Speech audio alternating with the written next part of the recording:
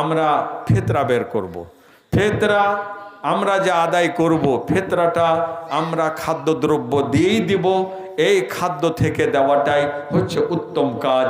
এদিক ওদিক না গিয়ে এবং সেটাকে বেশি আগে না করে ওলামায়ে কেরাম যেটা নির্ণয় নিয়েছেন, ইমামদের মুহাদ্দিসিনদের আলোচনার মাধ্যমে, যারা কেউ বলেছেন যে প্রথম রমজানের সন্ধ্যা হওয়া থেকেই এটা জরুরি হয়ে গেছে, কেউ বলেছেন যে না, যেদিন শেষ রমজানের সূর্য অস্ত হবে সেখান থেকে, কেউ বলছেন যে না, ফজর থেকে নিয়ে শুরু হবে যখন তলুয়ে ফজর হবে।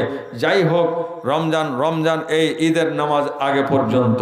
তো যাই হোক, খুব আগে করতে চাইলে আমরা 28 অথবা 29 রমজান আমরা সেটাকে বের করতে পারবো এবং ফকির মিসকিনদের কাছে পৌঁছে দেওয়ার আপ্রাণ চেষ্টা করব। এটা হচ্ছে আমাদের দায়িত্ব, কর্তব্য।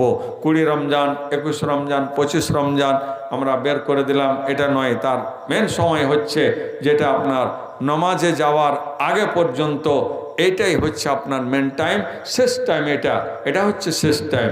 এই শেষ টাইম ফামান আদ্দাহা কাবলা সালাত, নামাজ, ঈদের নামাজের আগে যারা আদায় করবেন, তাহলে সেটা তার এই জাকাতুল ফিতর বা সাদকাতুল ফিতর বলে গণ্য হলো।